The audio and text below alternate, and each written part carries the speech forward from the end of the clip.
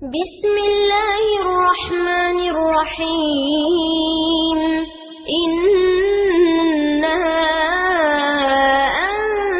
أنزلناه في ليلة القدر وما أدراك ما ليلة القدر بسم الله الرحمن الرحيم إنا أنزلناه في ليلة القدر وما أدراك ما ليلة القدر ليلة القدر خير من 1000 شهر تنزل الملائكة والروح فيها بإذن ربهم من كل أمر. கண்ணியத்திற்குரிய எல்லாம் வல்ல அல்லாஹ் ஜல்ல ஷானஹு தஆலாவின் நல்லடியார்களே, இஸ்லாத்தின் பார்வையில் சூனியம் என்ற தலைப்பிற்கு செல்வதற்கு முன்னால் சில அடிப்படைகளை நம்ம மனதில் இருத்திக் கொள்ள வேண்டும் என்பது குறித்து நேற்றைய தினம் சில தகவல்களை நாம் பரிமாறிக்கொண்டோம். அந்த அடிப்படை என்னவென்று சொன்னால், குர்ஆனிலே சொல்லப்படுகிற ஒரு செய்தியை புரிந்து கொள்வதாக இருந்தால் அது பற்றி ஒட்டுமொத்த குர்ஆனில் சொல்லப்பட்ட கருத்து என்ன, அதுக்கு ஏற்ற வகையில் தான் அதை புரிந்து கொள்ள வேண்டும். இதுதான் குர்ஆனை புரிந்து கொள்ளக்கூடிய அடிப்படை என்பதை விளக்கினோம். இதை இன்னும் புரிந்து கொள்வதற்கு எளிமையாக சொல்வதாக இருந்தால், இப்ப தமிழ்நாடு தௌஹீத் ஜமாஅத்தினுடைய கொள்கை எல்லாருக்குமே தெரியும்.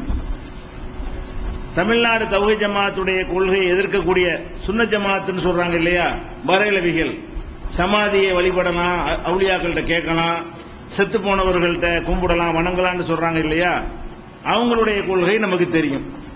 இப்ப தௌஹீத் ஜமாஅத்துல இருந்து உங்களுக்கு பெரியார்கள் எல்லாம் மதிக்கணும் அப்படின்னு சொல்றாங்கன்னு வைங்க, அதனுடைய அர்த்தம் என்ன?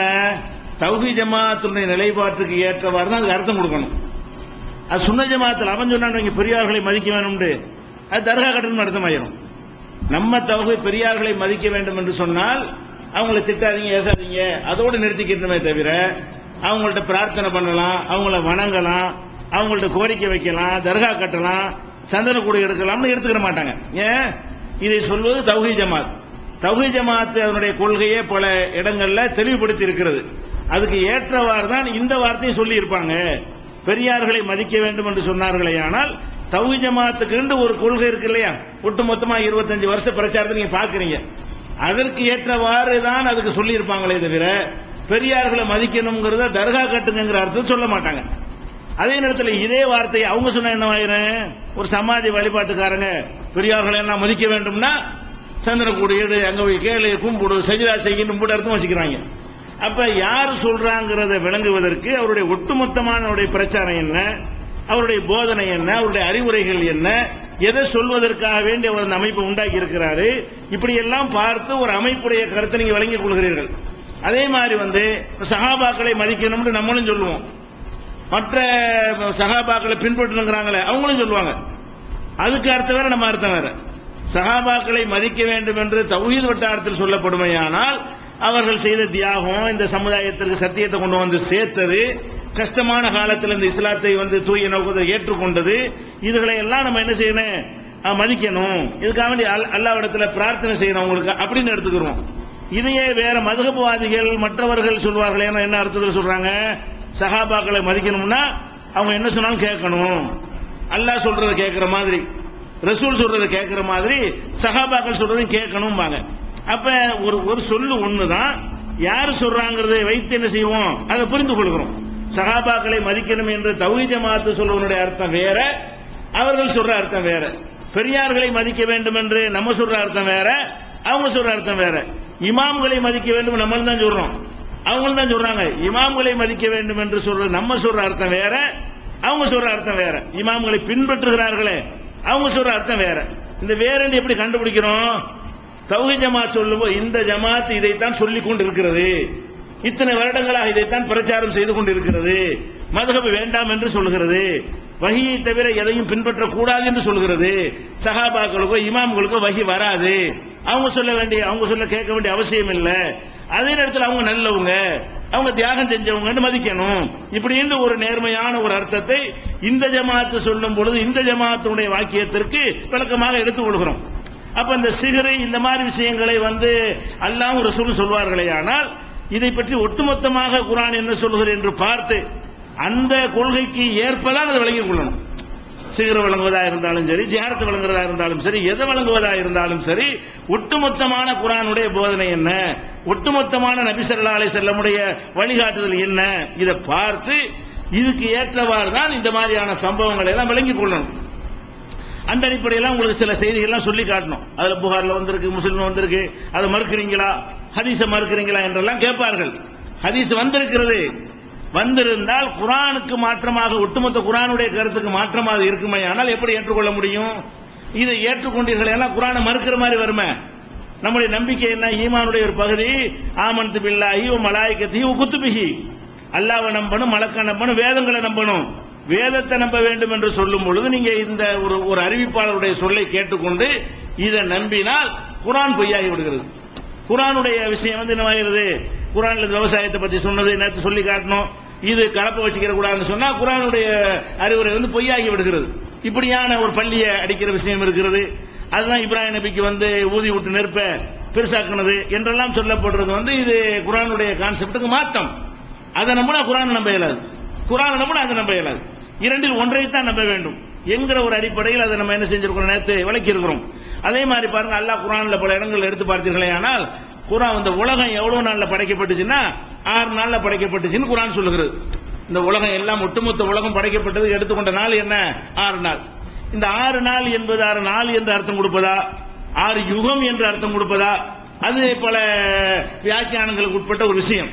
ஏன்னா நாள்னு சொல்வதா இருந்தால் சூரிய சந்திரன் எல்லாம் இருக்கணும். ஒண்ணுமே படைக்கிறதுக்கு முன்னாடி நாள் எப்படி இருக்கும் அப்படிங்கிற ஒரு டைம், ஒரு காலக்கெடுவத்தான் அது சொல்லுது என்று அதை எடுத்துக்கொள்றாங்க, தனி விஷயம். ஆனால் 6 நம்பர் போட்டு வருதா இல்லையா?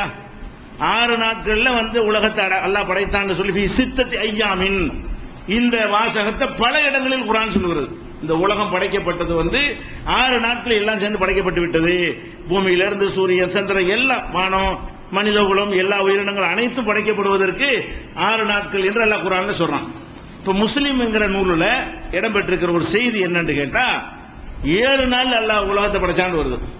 வெள்ளிக்கிழமை அதை படைச்சான், சனிக்கிழமை இதை படைச்சான், ஞாயிற்றுக்கிழமை அதை படைச்சான்னு சொல்லி எல்லா நாளுமே படைக்கக்கூடிய நாள் என்று என்ன செய்கிறது, அதுல வருகிறது. இப்ப அல்லாஹ் 6 நம்பரை போட்டு சொல்றான். இந்த ஹதீஸ் நூல்ல அது அனைத்து சஹாபாக்களும் சேர்ந்து இதான் குர்ஆன் என்று நமக்கு அதை கொண்டு சேர்த்திருக்கிறார்கள்.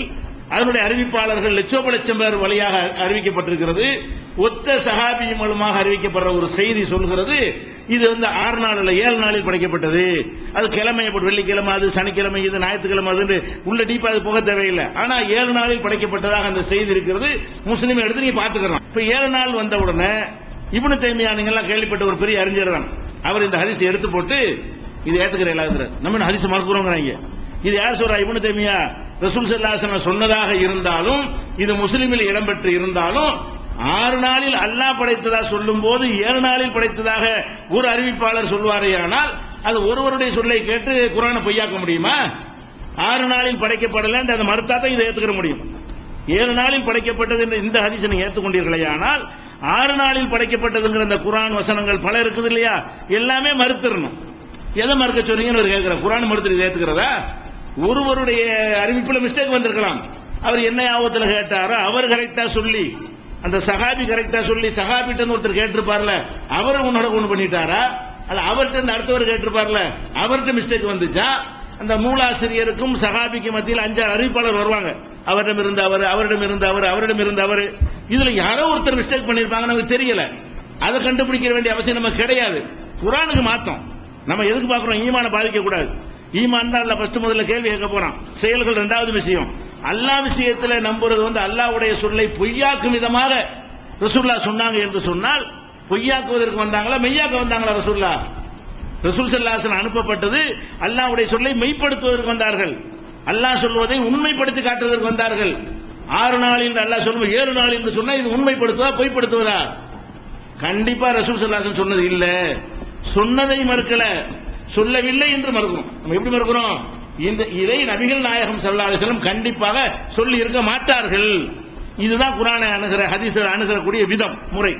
இது இப்னு தைமியா பத்தாவா இப்னு தைமியாங்கிற நூல்ல இதை எடுத்துக்காட்டி அவர் சொல்றாரு.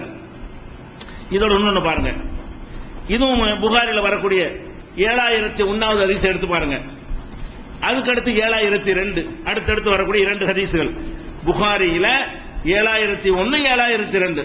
இதுல இந்த சொல்லக்கூடிய செய்தி ஆட்கள்லாம் பார்த்தா யாருமே குறை உள்ள ஆட்களா தெரியல. அப்போ சஹாபி சொல்வாரு, சஹாபிட்ட இருந்து இன்னொருத்தர் சொல்வாரு, இன்னொருத்தர் சொல்வாரு, இன்னொருத்தர் இருந்து புகாரி இமாம் கிடைக்கும் இல்லையா? இந்த நபர்களை எடுத்து பார்த்தீர்களே ஆனால் நமக்கு தெரிந்த வரைக்கும் அந்த இமாம்கள் ஆராய்ச்சி செஞ்ச வரைக்கும் இவங்க எல்லாம் நல்ல ஆளுக்க, நம்பிக்கையான ஆட்கள் முடிவு கொண்டுடுறாங்க. அப்ப நம்பிக்கையான ஆட்கள் வழியாக ஒரு செய்தி வரும்போது சரியான ஹதீஸ் என்ற முடிவை அவங்க எடுப்பாங்க. கரெக்ட் தான். அது எது வரைக்கும் அதை எடுக்கலாம்? குர்ஆனோடு உரசாம இருக்கிற வரைக்கும் தான் எடுக்கலாம். குர்ஆனுக்கு எதிராக வராம இருக்கிற வரைக்கும் தான் அதை எடுத்துக்கொள்ள முடியும். குர்ஆனுக்கு எதிராக வந்துருச்சுன்னு வைங்க, அப்ப அதை எடுத்துக்கொண்டோமே ஆனால் குர்ஆன் பொய்யாக்கிற வேண்டியும். எதிராக வரக்கூடிய நேரத்தில் ஒன்றை எடுத்துக்கொள்வதாக இருந்தால் எதை எடுக்கணும்? அதிக பாதுகாப்பு உள்ள குர்ஆனை எடுத்துக்கொள்ளணுமே தவிர ஓரிருவர் வழியாக வரக்கூடிய பாதுகாப்பு குறைவாக இருக்கக்கூடிய அந்த ஒரு நபர் செய்தி எடுத்துக்கொள்ள முடியாது. அது என்ன செய்தின்னு கேட்டீங்கன்னா, ரசூல் ஸல்லல்லாஹு அலைஹி வஸல்லம் இந்த ஹதீஸ் அர்த்தத்தை பாருங்க. நபி ஸல்லல்லாஹு அலைஹி வஸல்லம் அவர்கள் உம்மு ஹராம் என்கிற ஒரு அம்மாவுடைய வீட்டிற்கு அடிக்கடி போவார்கள். உம்மு ஹராம் என்கிற ஒரு அம்மாவுடைய வீட்டிற்கு போவார்கள். அந்த உம்மு ஹராம் யார் என்று கேட்டால் உபாதா பின் சாமித் என்பவருடைய மனைவி. உபாதா பின் சாமித் என்பவருடைய மனைவியாக இருந்த உம்மு ஹராம் என்பவருடைய வீட்டிற்கு போகக்கூடியவர்களாக இருந்தார்கள். ஒரு டைம் நடக்கல இது. அடிக்கடி ரசூல் ஸல்லல்லாஹு அலைஹி வஸல்லம் என்ன செய்வாங்க? உம்மு ஹராம் வீட்டுக்கு போவாங்களாம்.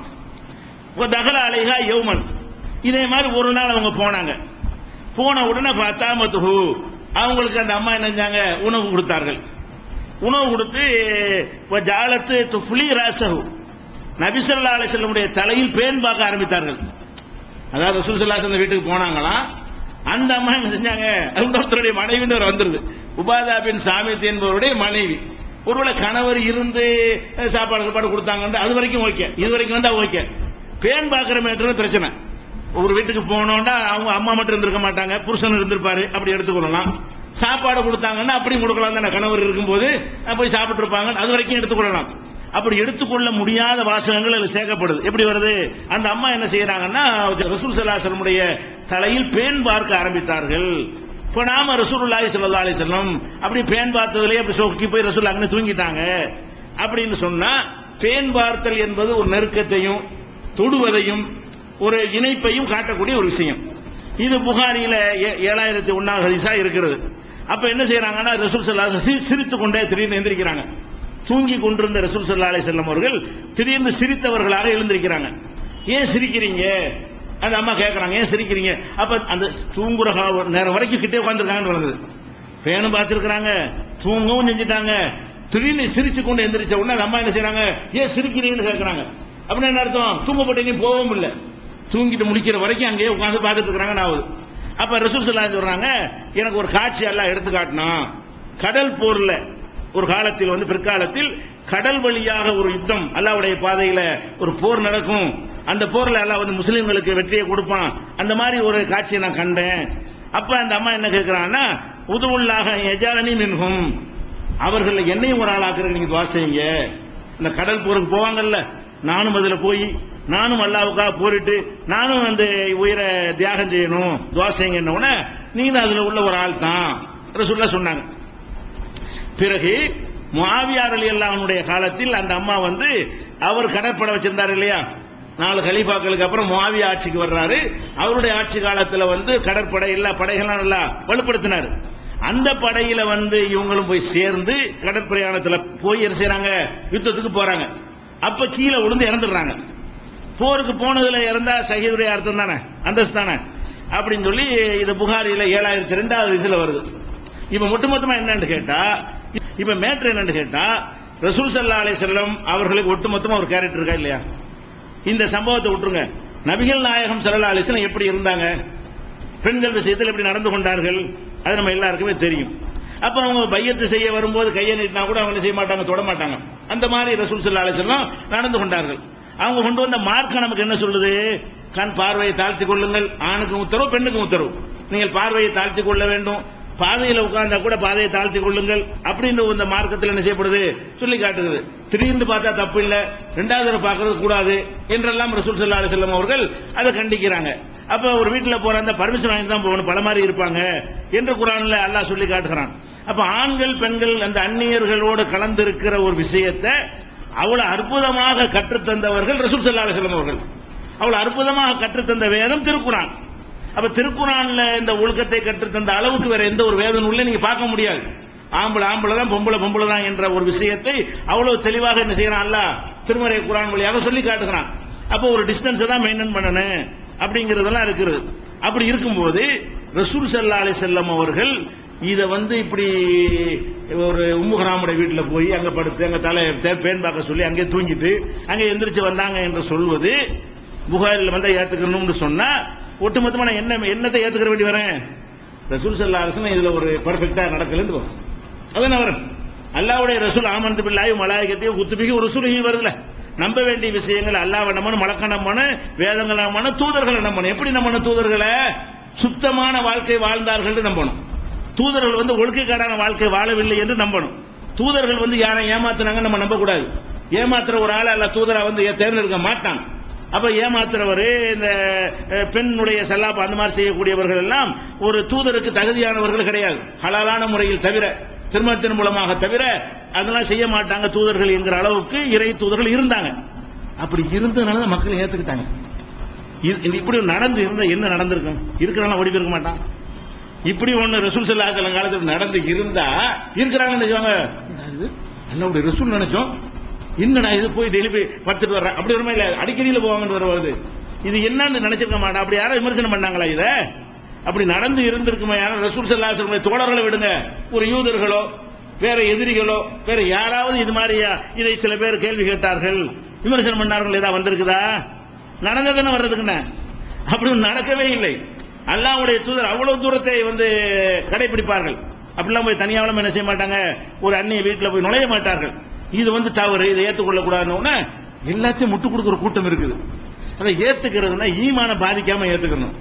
இதுவும் சரிதான், அதுவும் சரிதான். ரசூலுல்லாஹ் கரெக்டா ஆனவங்க சரிதான், கரெக்டா இல்லைங்கிற இதுவும் சரிதானா? அதை ஏத்துக்கிறேன்னா இது சரிண்டா அது சரியில்லைண்டா ஆயிரும், அது சரினா இது சரியில்லைண்டா ஆயிரும். எப்படி சொல்றாங்க உலமாக்கள் சொல்லிக்கொண்டு, இது ஹதீஸ் புகாரில் வந்துருச்சுல, நம்ம ஏத்துக்குதான் ஆகணும். ஏன் ஏத்துக்கிறேன்னு புகாரில் பதிவு செய்ய இல்ல, நல்ல ஆட்களா சொல்றாங்க. இந்த ஆளுக்கு நல்ல ஆட்கள் பாக்குறாங்களே தவிர அல்லாஹ்வுடைய ரசூலை இங்க கூட நிப்பாட்டுறாங்க பார்க்க மாட்டேங்கிறாங்க.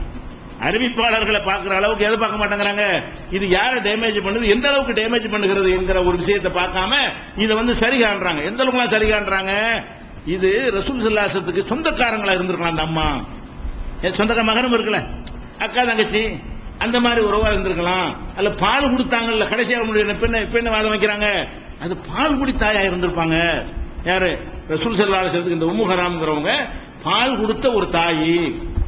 அப்ப அந்த அறிஞர்கள் பாருங்க, பால் கொடுத்த யாருங்கிற வரலாற்று பதிவு செய்யப்பட்டிருக்கிறது. பால் கொடுத்த பட்டியல் இந்த உம்மு ஹராம்ங்கிற பேரை என்ன செய்யல, வரவே இல்லை. இந்த உம்மு ஹராம் ரசூல் ஸல்லல்லாஹு அலைஹி வஸல்லம் காலத்துக்கு 40 வருஷத்துக்கு பிறகு மௌத்தாகுது. பால் கொடுக்கிறாள் ரசூலுல்லாஹ் விட 40 வயசு கூட இருக்குமா கம்மியா இருக்குமா?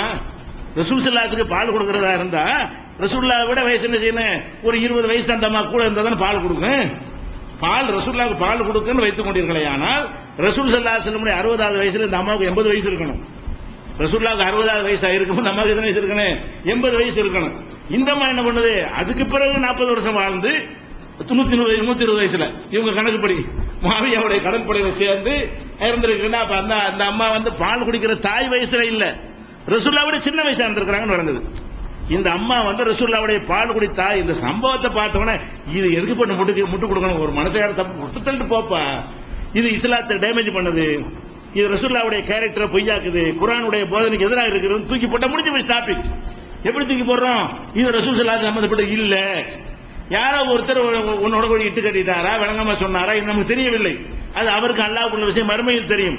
இப்ப நாம இது ரசூல் ஸல்லல்லாஹு அலைஹி வஸல்லத்தோட சம்பந்தம் நடந்திருக்க முடியாது, இப்படி ஒரு சம்பவம் நடந்திருக்க சான்ஸ் இல்லை. ஏன் இல்லைங்கிறோம்? அல்லாஹ் இன்னக லஅலா ஹுலுகின் அஸீம், மகத்தான நற்குணத்தில் இருக்கிறீர் என்று என்ன செய்யறான் அல்லாஹ் அவங்களுக்கு சர்டிபிகேட் கொடுக்கறான், மகத்தான நற்குணம். இதெல்லாம் மகத்தான நற்குணமா? உங்களை மாதிரி ஒரு ஆள் போய் ஒரு வீட்டுல போயிட்டு வந்தாருன்னா மகத்தான நற்குணம் சொல்லுவீங்களா? மகத்தான நற்குணம்னா என்ன அர்த்தம்? அதை அடுத்தவங்க சொல்லி பாராட்டக்கூடிய வகையில் இருக்க வேண்டும். அது மகத்தான நற்குணம். அப்ப மகத்தான நற்குணம் என்று சொல்லப்படுகிற ரசூல் ஸல்லல்லாஹு அலைஹி வஸல்லம் அவருடைய கேரக்டரையே இது டேமேஜ் பண்ணுதுங்கும் போது இவங்க என்ன செய்யறாங்க, இது சரிதான் ஏத்துக்கிறேங்கிறாங்க. இது ஏத்துக்கிற முறை கிடையாது. சிகர் இந்த மாதிரி வந்து சொன்ன சிகர் எத்தனை வசனத்துக்கு இவங்க சொல்லக்கூடிய சிகர் எத்தனை குர்ஆன் ஆயத்துக்கு எதிராக நிக்குதுன்னு நீங்க காட்டுறது இதெல்லாம் உங்களுக்கு சொல்றேன். சூனியத்துக்கு போவதற்கு முன்னாடி எதுக்கு இதை சொல்றோம்னு கேட்டா, இது எப்படி நபி ஸல்லல்லாஹு அலைஹி வஸல்லம் டேமேஜ் பண்ணுமா பண்ணலையா ஒரு கேள்வி. அதுதான். நீங்க பெரிய பெரிய ஆலிம்கள் மாதிரி நீங்க சிந்திக்க வேணாம். சாதாரண மூமினா சிந்திங்க. இறை எச்சம் உள்ளவனாக சிந்திங்கள். இறை தூதரை மதிக்கிறவனாக சிந்தியுங்கள். அல்லாஹ்வுடைய ரசூல் நடப்பாங்களா? அவங்கள பத்தி நீங்க அறிஞ்சு வச்சிருக்கீங்களா? வாழ்க்கை வரலாறு தெரிஞ்சு வச்சுக்கிறீங்களா? ஒட்டுமொத்த புகாரி ஒட்டுமொத்த முஸ்லிமை படிங்க. அதுல இருந்து அவங்களை எப்படி காட்டப்படுது அது மாதிரி இருக்கா இது? அதுல எப்படி காட்டப்படுது? ஒழுக்கம், பண்பாடு, எல்லாத்துலயும் நேர்மை, சுத்தம், அனைத்திலையும் முன்மாதிரி. உஸ்வத்துன் ஹசனா அல்லாஹ் சொல்றான், லக்கத் கான லக்கும் ஃபீ ரசூலில்லாஹி உஸ்வத்துன் ஹசனா. அல்லாஹ்வுடைய ரசூலிடத்தில் அழகான முன்மாதிரி இருக்கிறது. அப்ப இது ஏத்துக்கிட்டீங்கன்னா இது நீ முன்மாதிரியா சொல்லப்ப பயன் பண்ணி செய்யணும். நீங்க ஏத்த வீட்டுல போய் என்ன செய்யுங்க, பேன் பார்க்க போங்க, முன்மாதிரி தானே. அப்படியே சொல்லி தோல அது செய்யவும் கூடாதுங்கிற நீ செய்யக்கூடாத ஒன்று ரசூலுல்லாஹ் சொன்னாங்க. என்னப்பா அது? நீ செஞ்சா அது கேவலம்னு கருதக்கூடிய ஒரு செயலாக இருக்கிறது. இது அல்லாஹ்வுடைய ரசூல் சொன்னா செஞ்சாங்கன்னா எப்படி உனக்கு அதை ஏத்துக்கிற முடிகிறது? அப்ப ரசூல் மீது உள்ள மரியாதை விட இந்த புக்குல உள்ள மரியாதை கூடவா? புகாரி என்கிற ஒருத்தர் அறிஞர், ஒரு அறிஞர், அவர் குறைபடுத்த முடியாது. மனுஷனுக்கு தப்பு வரும். பேசிக் தௌஹீத் தான். தௌஹீத் என்ன? மனுஷன்னா மனுஷன் தான். அல்லாஹ் ஒருவன் மாத்திரம் தான் தப்புக்கு அப்பாற்பட்டவன். வேத குர்ஆனில் மாத்திரம் தப்பு வராது. ஒரு மனிதர் கேட்ட தகவலை திரட்டி எழுதும் போது அவர் கவனத்தில் தப்பா எழுதி தொலைச்சாரா, ஆள் சொன்னாலுக்கு ஏதாவது பண்ணி தொலைச்சாங்களா, அல்லாஹ்வுக்கு தான் தெரியும். ஆனா மேற்று என்ன வந்துருச்சு. இப்ப இதை இப்படி ஏற்றுக்கொள்ள முடியுமா? அதான் கேள்வி. இதை ஏற்றுக்கொள்ள முடிஞ்சு வச்சுக்காத. எப்படி முடிவெடுக்கணும்? உங்களுக்கு தவறுன்னு தெரியுதா கரெக்ட்னு தெரியுதா? இது தவறுன்னு தான் தெரியும். ஒரு மூமினுக்கு இது ரசூலுல்லாஹ்வுடைய நம்ம எவ்வளவு ஹதீஸ்ல படிக்கிறோம், அவங்களை பத்தி கேள்விப்படுறோம். இன்னும் சொல்ல போனா கட்டும் தண்டனை, இந்த மாதிரி மேட்டருக்கெல்லாம் கடுமையான தண்டனை கொடுக்கக்கூடிய ஒரு மார்க்கம். யாருக்கு தான் கொடுக்க முடியும்? கரெக்டா இருக்கணும் தான் கொடுக்க முடியும். விபச்சாரத்துக்கு மரண தண்டனை கொடுக்கக்கூடிய மார்க்கம் இந்த மார்க்கம் தானுங்க. அந்த மாதிரியான இந்த மாதிரி விஷயத்திலாம் கடுமையான ஒரு தண்டனையை சொல்லக்கூடிய ஒரு மார்க்கமாக இருந்தால் ஒழுக்கத்தில் எவ்வளவுக்கு ஒரு எதிர்பார்க்கிறது. அப்படி ஒரு மார்க்கத்தில் எப்படி நம்ம ஏத்துக்கிறது? ரசூலுல்லாஹ் பேர்ல சொல்லப்படுமையானால் எந்த கிதாபுல இருக்கட்டுமே எப்படி ஏற்றுக்கொள்ள முடியும்? இந்த முடிவுக்கு நம்ம வர வேண்டும். அதே மாதிரி இன்னொன்னு பாருங்க, இப்ப குர்ஆன் பாதுகாக்கப்பட்டது நம்ம நம்பி இருக்கோமா இல்லையா? இதுல எந்த முஸ்லீம் சந்தேகம் கிடையாது. முஸ்லீமுக்கு மட்டும் இல்ல, பிற மதத்துக்காரனும் சந்தேகம் கிடையாது. அவங்கள என்ன செய்வாங்க, உங்க அப்படியே பாதுகாக்கப்படும், இங்கே தாங்க இல்ல, ஆளாளுக்கு விளையாடுறாங்கன்னு அவங்க சொல்றாங்க. நம்ம சொல்ற விடுங்க. முஸ்லீம்கள் சொல்லுவது ஒரு பக்கம் இருக்கட்டும். முஸ்லீம் அல்லாத மக்கள் வேதங்களை ஆராய்ச்சி பண்ணக்கூடியவர்கள் எடுத்தார்களே, ஆனால் முஸ்லீம்கள்ட்ட அந்த வேதம் அப்படி பாதுகாக்கப்பட்டிருக்கிறது. முகமது நபி காலத்தில் எப்படி இருந்ததோ அப்படியே தான் இன்றைக்கு வைத்திருக்கிறார்கள். அதில் எந்த ஒன்றும் கூட்டல, மாத்தல, குறைக்கல, வருஷத்துக்கு வருஷம் ஒரு எடிஷன் போடவில்லை, அது நீக்கவில்லை, சேர்க்கவில்லை. அந்த மாதிரி பாதுகாப்பாக இருக்கிறது என்பதை அவ்வளவு தெளிவாக சொல்கிறார்கள். அல்லாஹ் சொல்றான் குர்ஆன்ல. எப்படி சொல்றான்? 15:9 இன்னா நஹ்னு நஸல்னா ذிக்ர வ இன்னா லஹு லஹாஃபிலூன்.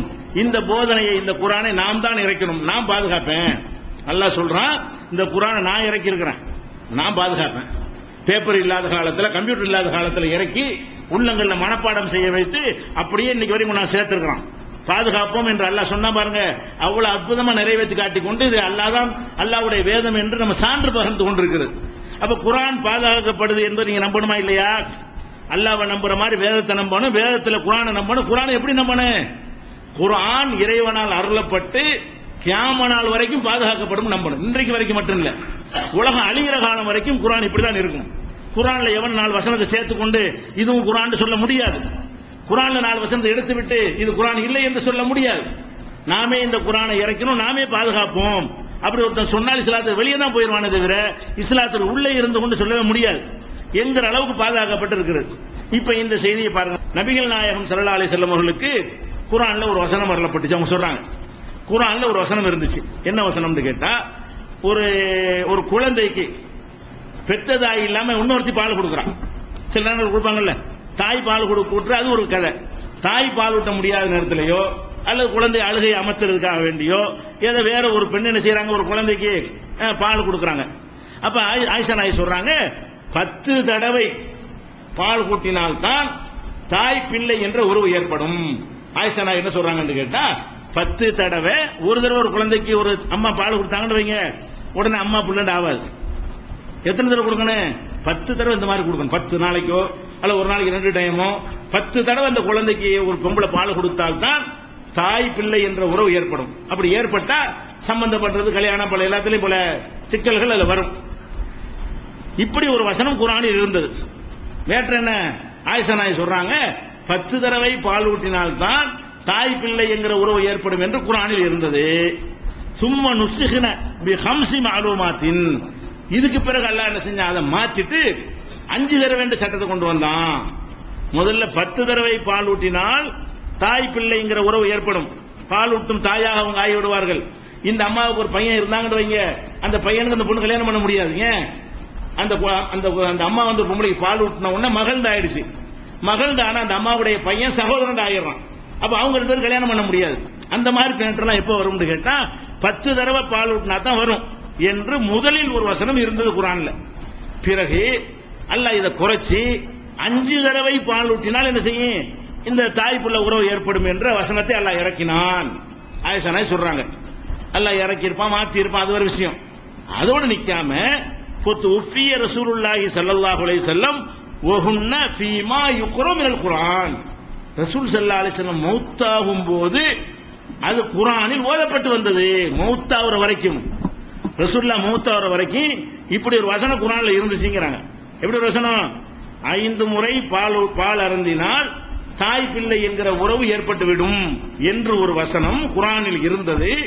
இருந்து விட்டது போகவில்லை, ரசூலுல்லாஹ் மௌத்தாவுற தேதி வரைக்கும் இருந்தது. அப்படின்னா ரசூலுல்லாஹ் மௌத்தாகும் போது இருந்தது இன்னைக்கு இருக்கணும்.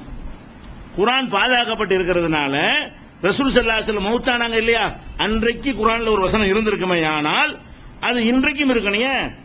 அவங்களுக்கு பிறகு மாற்ற முடியாது. அவங்க உயிரோட இருக்கிற காலத்தில் வந்து அல்லாஹ் மாத்துவான். அதுக்கு பிறகு ஒரு 10 வருஷம் 2 வருஷம் ஒரு வாரம் ரசூலுல்லாஹ் இருந்தாங்கன்னா அல்லாஹ்வே அதை மாத்தினா இல்லாம போயிடும். ரசூல் ஸல்லல்லாஹு அலைஹி வஸல்லம் மௌத்துக்கு பிறகு மாற்ற முடியுமா? குர்ஆனுடைய ஒரு வசனத்தை வந்து ரசூலுல்லாஹ் இருக்கும்போது அல்லாஹ் மாத்தினான்னு சொன்னா அது ஒரு லாஜிக் இருக்கிறது, அது கரெக்ட். அல்லாஹ் அப்படி செஞ்சிருக்கான், செய்ய வேண்டும் குர்ஆன்ல சொல்றான். இதுல என்ன வருதுன்னு கேட்டா, ரசூல் ஸல்லல்லாஹு அலைஹி வஸல்லம் அவர்கள் மரணிக்கக்கூடிய நேரத்தில் இது குர்ஆனில் இருந்தது, இதை மக்கள் ஓதிக்கொண்டிருந்தார்கள் அப்படிங்கிறாங்க. அப்ப நம்ம குர்ஆனை இப்ப எடுத்து பார்க்கிறோம், இப்படி ஒரு வசனத்தை காணும். இப்ப குர்ஆன் நீங்க எடுத்து பாத்தீங்கன்னா ரசூலுல்லாஹ் மௌத்தா போகும்போது இருக்குமே, ஆனால் இப்ப குர்ஆன்ல இருக்கணுமா இல்லையா? 14 நூற்றாண்டா பாதுகாக்கப்பட்ட எந்த ஒரு குர்ஆன் பிரதிகளையும் உஸ்மான் ரலியல்லாஹு அன்ஹுடைய பிரதி எடுத்து வச்சிருக்கிறாங்களே, இன்னைக்கு மியூசியங்கள்ல வந்து அருங்காட்சியகங்கள்ல பாதுகாக்கப்பட்டிருக்கிறது, அந்த குர்ஆனுடைய பிரதிகளையும் பாத்தீங்கன்னா இந்த மாதிரி ஒரு வசனம் எந்த ஒரு சூறாவிலையும் இல்லை. 5 தடவை பால் ஊட்டினா தான் என்ன செய்யும், தாய் பிள்ளை உறவு ஏற்படும். இது குர்ஆனில் இருந்தது, ரசூலுல்லாஹ் மௌத்தா போகும்போது இருந்ததுங்கிறாங்க. அப்ப நம்ம என்ன யோசிக்கணும்? ஆயிஷா நாயகி இப்படி சொல்றாங்க, ஆனா அல்லாஹ் என்ன சொல்ற, நான் பாதுகாப்பேங்கிறான். அல்லாஹ் பாதுகாத்து இருந்தான்னு சொன்னா இப்படி ஒரு வசனம் ரசூலுல்லாஹ் மௌத்தா போகும்போது இருக்குமே, ஆனால் இப்பவும் பாதுகாத்து வச்சிருப்பான். ரசூலுல்லாஹ் மௌத்தா போகும்போது இந்த வசனம் இருந்திருக்குமே, ஆனால் அதுக்கு பிறகு யாரும் குர்ஆன்ல கையெல்லாம் வைக்க முடியாது, யாரும் அழிச்சிருக்க முடியாது. அந்த வசனம் இப்பவும் இருக்கணும். இப்ப அந்த வசனம் இல்லை என்று சொன்னால் ரசூலுல்லாஹ் மௌத்தா போகும்போதும் அது இருக்கவில்லை, அப்படி ஒரு வசனம் இருக்கவில்லை. அப்ப இது தவறு. ஆயிஷா நாயகி சொல்லி இருந்தாலும் அல்லது அவர்கள் சொன்னதாக யாரோ சொல்லி இருந்தாலும் அது எந்த நூலில் பதிவு செய்யப்பட்டு இருந்தாலும் இது நடந்திருக்க முடியாது. அல்லாஹ் பாதுகாக்குமேங்கறா. இந்த செய்தி என்ன சொல்லுதுன்னா குர்ஆனை பாதுகாக்கலன்னு சொல்லுது. அல்லாஹ் சொல்றான் குர்ஆனை பாதுகாப்புண்டு. இந்த செய்தி என்ன சொல்லுதுன்னு கேட்டா குர்ஆன்ல பாதுகாக்கல, ரசூலுல்லாஹ் மௌத்தா போகும்போது இருந்த ஒரு வசனம் பின்னாடி யாரும் தூக்கிட்டாங்க. அதான் அர்த்தம். ரசூலுல்லாஹ் மௌத்தா போகும்போது இருந்த ஒரு வசனம் இப்ப உள்ள உங்க குர்ஆனை எடுத்து பார்த்தா அப்படி வசனம் இருக்கா? 5 தடவை பால் அருந்தினால் தாய் பிள்ளை உறவு ஏற்படும் இப்ப குர்ஆன்ல இருந்துச்சுன்னு சொன்னா இதை ஏத்துக்கலாம். இப்ப நம்ம குர்ஆனை எடுத்து பார்க்கறோம், அந்த வசனத்தை காணோம். ஆயிஷா நாயகி சொல்றாங்க ரசூலுல்லாஹ் மௌத்தா போற வரைக்கும் இருந்துச்சுன்றாங்க. அப்ப இது என்ன செய்யணும்? இதெல்லாம் ஆயிஷா நாயகி சொல்லி இருக்க மாட்டாங்க, ஏதோ ஒரு மிஸ்டேக் சொன்னா கூட ஏதோ என்ன ஆபத்துல சொன்னாங்களோ. குர்ஆன் பாதுகாக்கப்பட்டிருக்கிறது, குர்ஆனுக்கு மாற்றம், இதை தூக்கி போடுன்ற வேண்டியதானே? இல்ல இதை ஏத்துக்கிறேன். அப்ப என்ன முடிவு வரணும்? குர்ஆன் பாதுகாக்கலப்பா, ரசூலுல்லாஹ் மௌத்தாவுற காலத்துக்கு பிறகு விளையாண்டு இருக்கிறாங்க குர்ஆன்ல. அதான் அர்த்தம். இதை ஏற்றுக்கொண்டால் இந்த மீனிங் வரும். குர்ஆன் பாதுகாக்கப்பட ரசூலுல்லாஹ் மௌத்தாவுற காலத்தில் இருந்த ஒரு வசனத்தை பின்னாடி வந்தவர்கள் யார் தூக்குனாலும் யார் எப்படி தூக்க முடிஞ்சிச்சு? தூக்கும்போது இந்த உம்மத்தை எப்படி பார்த்துக் கொண்டிருந்தார்கள்? ஆயிரக்கணக்கான சகாபாக்கள் உள்ளத்துல மனப்பாடம் பண்ணி வச்சிருந்தாங்களா, அவங்களெல்லாம் மீறி எப்படி இதை நீக்க முடிஞ்சு? பேப்பர்ல நீக்கிடலாம், உள்ளங்கள்ல நீக்க முடியுமா? ஹிபுல் பண்ணி இருந்தார்களே, அப்ப எப்படி நீக்க முடியும்? இதை யோசிச்சு பார்த்தோம்னு சொன்னா இது முஸ்லீம்ல வந்திருக்கட்டுமே, இது சரியில்லை, இப்படி இருக்க வாய்ப்பே இல்லை அப்படின்னு தான் நம்ம நினைக்கணும். இது இதெல்லாம் எதுக்கு நம்ம சொல்றோம்னு கேட்டா, நம்ம சிகரை பத்தி பேசும் பொழுது இந்த வசனத்துக்கு மாத்தமா இருக்கு இந்த செய்தி நம்ம சொல்லுவோம்ல, அப்ப நீங்க விளங்கிறதுக்காக இப்படி எல்லாம் இருக்கும் ஹதீஸ். நம்ம குர்ஆனுக்கு மாற்றம் இல்லைன்னா எல்லா விஷயம் ஏத்துக்கணும். ரெண்டு விஷயம், அறிவிப்பாளர் சரியா இருக்கணும், குர்ஆனுக்கு மாற்றம் இல்லாம இருக்கணும். அறிவிக்கிற ஆளுக்கு கரெக்டா இருந்து குர்ஆனுக்கு மாத்தமா இல்லைன்னா அந்த செய்திகளை எல்லாம் ஹதீஸ்களை நம்ம நம்பணும். ஹதீஸ் இல்லாமல் முழு வழிகாட்டுதல் பெற முடியாது. தொழுகை, நோன்பு, ஜக்காத் ஒண்ணுமே செய்ய முடியாது, அவசியம். ஆனால் மிக சில ஹதீஸ்கள் இப்படி இருக்கும். மிக குறைவான ஹதீஸ்கள் குர்ஆனோட நிக்கிறோம், மோதுற மாதிரி நிற்கும். அது மனிதர்கள்ட்ட பிழை வரும் அல்லாஹ் காட்டுவதற்காக கூட என்ன செய்ய வாய்ப்படலாம், அவங்கள்ட்ட பிழை வர செய்திருக்கலாம். நம்ம என்ன பண்ணணும், அதை ஓரம் கட்டி வைத்து விட்டு இது எங்களுக்கு வேண்டியது இல்ல, இது 100% பாதுகாக்கப்பட்டது, அது 1/2% தான் பாதுகாக்கப்பட்டிருக்கிறது, அதனோட இதை கம்பேர் பண்ணிட்டு அதை ஏத்து நாங்க இதை நிராகரிக்க மாட்டோம், இதை ஏத்து அதை நிராகரிச்சிருவோம். அல்லாஹ் கேட்டான்னு சொல்லிடுவோம். ஏன் இதை நம்பல, நீ தானே சொன்ன பாதுகாத்திருக்க, அதனால நம்பல, முடிஞ்ச டாபிக். மறுபடியும் அல்லாஹ் கேட்டான், இந்த இதையே நீ நம்பல, நீ குர்ஆனை பாதுகாத்தான்னு சொன்னா அதை பார்த்தேன் காணா, அதனால நம்பல. அல்லாஹ் என்ன செய்வான், கேட்பான் நம்மள. அல்லாஹ் கொஸ்டின் பண்ணா பதில் சொல்லலாம்ல. நம்பணும்னு கேட்டா ஏன்டா இப்ப நம்புனேன், இது ஆயிஷா சொன்னாங்க, அப்ப அது இல்லை குர்ஆன்ல இல்லைங்க, அதுக்கு என்ன பதில் சொல்லுவாங்க? அல்லாஹ் கேட்டா என்ன பதில் சொல்றது? இப்படி நம்பினால் பதில் சொல்ல இயலும், அப்படி நம்பினா இங்க பயான்ல உழப்புறமா உழப்புங்க, அல்லாட்ட நிக்காது. மக்களை ஏமாத்திருக்கான வியாக்கியானம் கொடுப்பீங்க, அல்லாஹ் இடத்துல எல்லாம் நிக்குமா அப்படின்னு யோசிச்சு பார்த்தோம்னு சொன்னா இதெல்லாம் ஒரு முஸ்லீம் ஏத்துக்கிற மாட்டான். இதை பார்த்துக் கொள்ள வேண்டும். அடுத்து பாருங்க, இன்னொரு செய்தி, சில சம்பவங்கள் எதுக்கு இதெல்லாம் சொல்றது காரணம் அடிப்படை நீங்க சரியா விளங்கணும். பேசிக் தப்பா இருக்கனாலதான் அந்த சிகர் சம்பந்தமா உலகத்தில் இல்லாத கருத்து சொல்லி விட்டார்கள், அப்படியே எல்லாம் பிரச்சாரம் பண்ணி கொண்டிருக்கிறார்கள். அடித்தளத்தை கரெக்டா அஸ்திவாரத்தை போட்டு எழுப்பினா தான் கட்டணம் நிக்கும், இல்லாட்டி கட்டணம் மாதிரி புசுக்குன்னு போயிடும். அஸ்திவாரம் என்ன செய்யணும், பலமாக இருக்க வேண்டும்.